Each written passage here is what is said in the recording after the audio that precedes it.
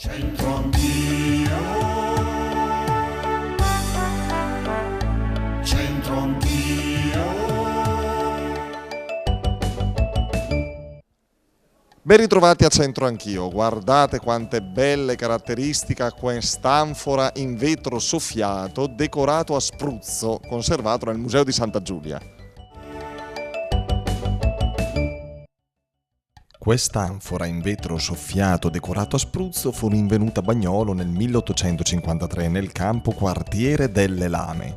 Giunse poi nel 1863 nella collezione di Camillo Brozzoni. Oggetto di raro pregio, era un contenitore per balsami profumati per il corpo. All'interno era l'anfora miniaturizzata appesa a una delle anse, utilizzata probabilmente come tappo e a sua volta contenente un piccolo vaso azzurro.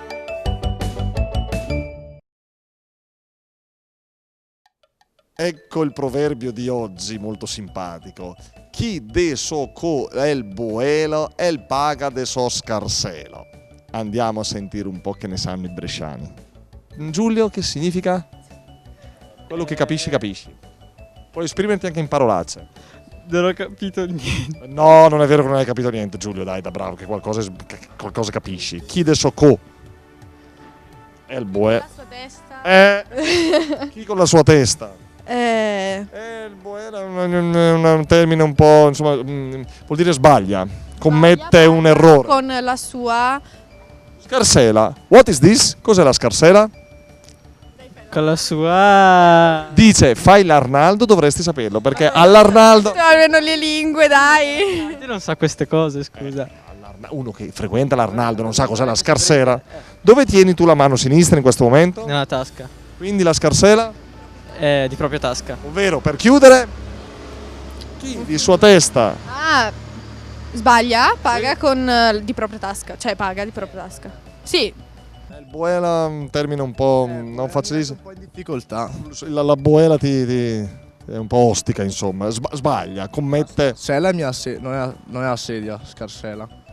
La scarsella è la sedia, no. No, la scagna è la sedia. Scagna la sedia. Quindi chi adesso col boela paga con la sua scarsella. Cos'è la scarsela? Devi darmi una mano qua perché sono un po' ignorante in materia. Quelli un po' più, insomma, in modo un attimino più rustico si dice anche la gaioffo, però insomma, la scarsella è la tasca. La tasca. Chi adesso paga con la sua Testa? Sì. Paga con la sua scarsella, cioè paga Paga di sua tasca. Marta e Samantha carpite qui sulla strada. Chi de soccò è il boela? Come sei messa col dialetto, Marta? Così, così.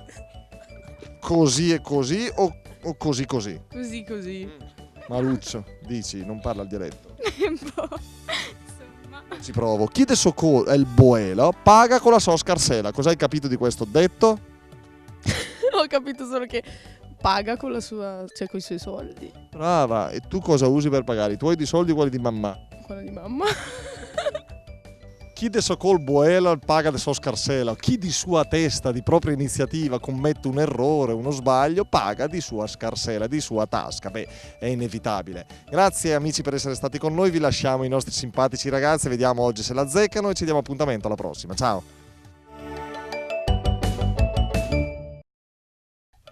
Ciao Gabriele, ti fa paura la gregnapolo?